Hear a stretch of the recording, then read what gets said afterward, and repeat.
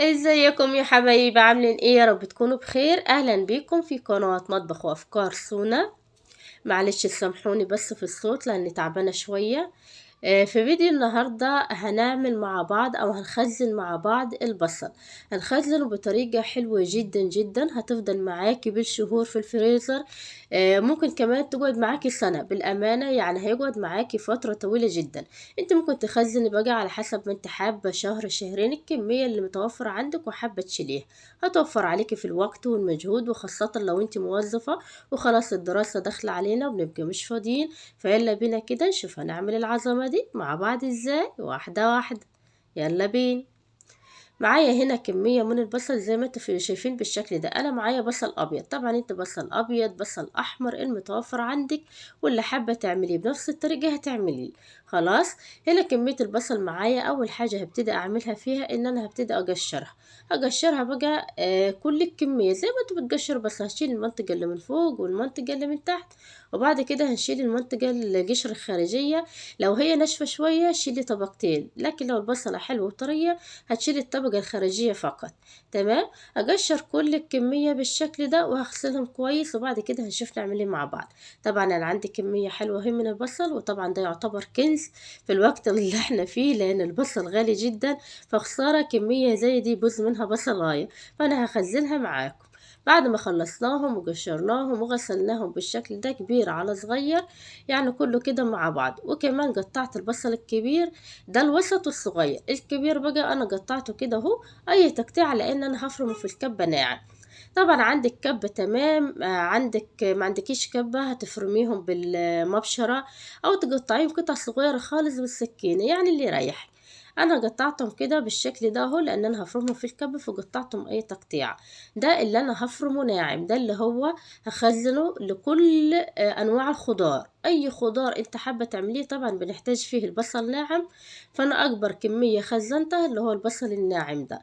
تمام. طيب انا بعد ما فرمتهم بالشكل ده هعمل ايه؟ هجيب مصفى وهجيب كده تحتها طبق، وهبتدي افضي فيها كل البصل اللي انا فرمته بالشكل ده. طب انا عملت الحركة دي ليه؟ لان انا عايزة البصل يتصفى من المية اللي هو فيها، عشان لما اجي اخزنه واجي اطلعه يكون كده مش متمسك جو في بعضه، ويكون مفرفت كده ويطلع معايا بكل سهولة. فانا هسيبه كده حوالي 10 دقايق لغاية ما اخلص باقي تقطيع البصل، وبعد كده نشوف هنعمل ايه مع بعض. انا ما ضفتش عليه اي حاجة. تمام. طيب.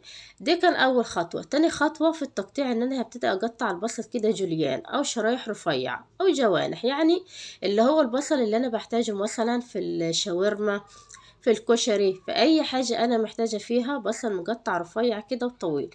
فانا برضو هقطع كمية اهو بالشكل ده. وبعد ما هقطعهم هفردهم كده من بعض بحيث يبقوا معايا واحدة واحدة.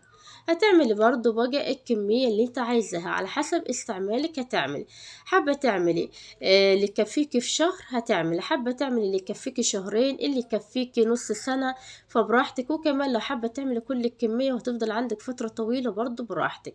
يعني كده لو عندك شوية بصل والجو حر وهيبوظوا منك، قومي اعمليهم بنفس الطريقة وبالأمانة هتدعيلي. بعد ما هقطع كمية كده من البصل جوليان بالشكل ده اهو، طبعا قلنا نفردهم من بعض عشان تبقى بصلاية بصلاية كده. وبعد كده هحطهم في طبق. وده كان تاني طريقة معايا في تقطيع البصل اللي انا هخزنه. طبعا كل واحد بقى يشوف هو بيستعمل البصل ازاي ويقطع بنفس الطريقة اللي هو بيستعملها. طيب. تالت نوع هعمله معايا ان انا هبتدي اقطع، مش هقطع، هبتدي انقي كده البصل الصغير بالشكل ده اهو. بحيث لو انا حبيت مثلا اشويه مع مشويات، كمان حبيت كده اعمله طواجن او ورمة، كمان حبيت كده لو هعمل شوربة اخد بصلاية كده احطها في الشوربة، او لو انا هستعمل بصلاية صغيرة في اي نوع اكلة اسحب بصلاية صغيرة كده واستعملها. ده كانت تالت خطوة. طيب بعد كده رابع خطوة انا هبتدي اخزن البصل اللي انا هستعمله في الشيش طاووق. فانا البصلية عندي هنا صغيرة شوية، يعني ولا صغيرة ولا كبيرة، وسط. فهبتدي اقطعها على 4. تمام. هخليها كده اهو على 4 قطع. هشيل طبعا الراس، الحتة اللي فيها الراس، وهبتدي اقطعها بالشكل ده. بعد كده هشيل القلب الرفيع بتاعها كده اللي في النص، وهخلي بقى الكام طبقة اللي من ورا بس اللي هم التخان دول بقى هخليهم لو انا هعمل شيش طاووق، او هعمل مثلا فاهيتة فراخ، او هعمل اي اكلة او طواجن محتاجة فيها مكعبات بصل كبيرة زي كده. تمام. طيب برضو ده كده كان رابع طريقة معايا في تقطيع البصل. القلب اللي طلع ده طبعا مش هرميه، لا هستعمله كمان في تقطيع البصل اللي هو المكعبات الصغيرة الوسط. تمام. هبدأ أقطع كده كمية، طبعا أنا بوريكم بس عينات، لكن انتوا براحتكم بقى هتقطع الكميات اللي انتوا عايزين. هبتدي أقطع البصلاية كده على 4 وهشيل القلب بتاعها، وبعد كده هقطع القلب ده مكعبات.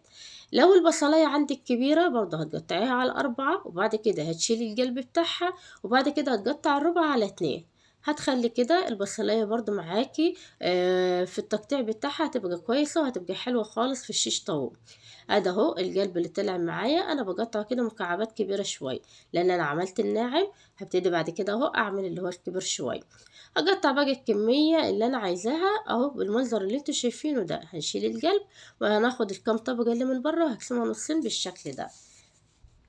كده يبقى عندك كام نوع؟ عندنا 5 انواع. قطعنا الرفيع ادهو اللي كده المكعبات الكبيرة شوية، وادي بتاع الشيش طاووق، والباقي اللي قطعناه كله مع بعض. طبعا بقى انا هسلع على الكمية هقطعها كلها، وبعد كده انا خلصت اهو.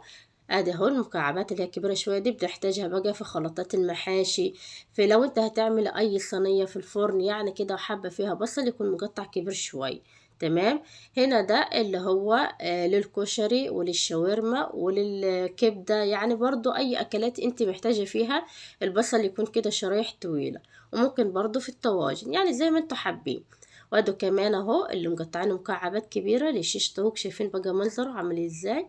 حلو جدا جدا، يعني كده تعملي هيوفر عليك وقت كبير خالص. وادو الصغير زي ما اتفقنا ان احنا بننقي الصغيرة وبنركنها برضو لوحدها، على اساس لو هتعملي طواجن او ورمة او هتستعمليها في الشوربة او في المشاوي. وادي كمان اهو اللي احنا فرمينه ناعم. تمام. طيب انا مش هضيف اي حاجة على البصل ده اللي احنا فرمناه ناعم اهو. بدأ يصفي المية، زي ما قلت لكم المية دي لما بتتشال من البصل بيفضل معاكي مفرفت كده وبيطلع معاكي بسهولة، مش بيبقى متماسك جو من بعض. انا ما ضفتش عليهم اي حاجة وهخزنهم بنفس الطريقة كده زي ما هم.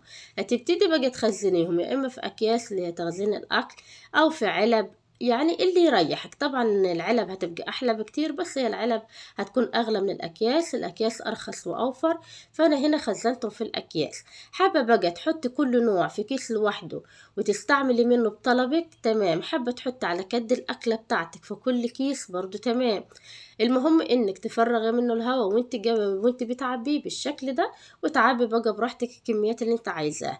لو انت عبيتي في كيس واحد زي ما انا بعمل كده، هتبدأي تاخدي منه ازاي؟ هتروحي عند الفريزر هتفضي الكمية اللي انت عايزاها، وبعد كده تشيليه على طول تاني في الفريزر. مش تاخديه وتروحي تركنيه على الرخامة لغاية ما يفك وبعد كده ترجعيه الفريزر تاني، لا طبعا كده هيبوظ. انت تاخدي الكمية اللي انت عايزاها وهو في مكانه، وترجع الباقي في مكانه في الفريزر، هيفضل معاكي مش هيحصل له اي حاجة. حابة بقى زي ما قلت لك تجيبي علب صغيرة وعلى قد الأكلة بتاعتك تحطي في كل علبة على قد الأكلة، تمام. حابة تحطي في كيس على قد الأكلة، تمام. حابة تعبي كله مرة واحدة كده زي ما أنا بعمل برضو، تمام. يعني اللي يريحك. أنا بقى هنا هقفل كله كده هعبي، لأن أنا طبعا الكمية دي هعمل لسه تاني عليها كمية، فهو ده كده بالنسبة لي حلو. أنا بفتح الكيس بفرغ منه الهواء الأول، وبعد كده بربطه زي ما اتفقنا ازاي نخزن مع بعض. وبعد كده هترجع تفك الكيس بالشكل ده كده، انت ما خليتيش فيه هوا في الكيس نهائي. شايفين الكيس عامل ازاي مضغوط؟ بعد كده لما يتجمد هتفكيه تاخدي منه حبة وترجع تقفليه تاني زي ما كان، وخلاص على كده. انا عبيت كل كمية البصل ده اللي هو الجوانح، حلو جدا للكشري وزي ما قلت لكم للشاورما. طيب تستعملوه ازاي؟ هتستعملوه وهو مجمد، يعني هتاخديه كده من الفريزر بعد ما تطلعيه تستعمليه على طول بقى في الاكل بتاعك زي ما انت حابب. خلاص هي دي طريقتي في تخزين البصل. بالأمانة حلوة جدا، بتوفر عليكي وقت وتوفر عليكي مجهود، حاجة كده خرافة. سواء بقى موظفة، سواء في الأيام العادية، في أيام الدراسة، لأن كلنا بنبقى مشغولين مع الأولاد وعايزين كده نخلص ونعمل لهم الأكل بسرعة، يعني كده في أي وقت. وكمان في شهر رمضان، خزن الفيديو ده شهر رمضان هتستفيدي منه جدا جدا، لأن طبعا بنبقى محتاجين برضو نوفر وقت ومجهود. هنا ده البصل الناعم انا خزنته بالشكل ده. لما تيجي تخزنيه خزن الكميه قليله في الكيس بحيث تكون معاكي رقيقه، يعني كده ما تكونش تخينه، بحيث بعد ما يتجمد يتفك معاكي هتكسريه كده. شايفين السمك بتاعه؟ يعني حوالي كده سنتي. بعد ما هيتجمد هتكسري كده الحتة اللي انت عايزاها، هتطلع معاكي بسهولة. وممكن كمان تحطيه في الفريزر وانت مطبقاه نصين كده بالشكل ده.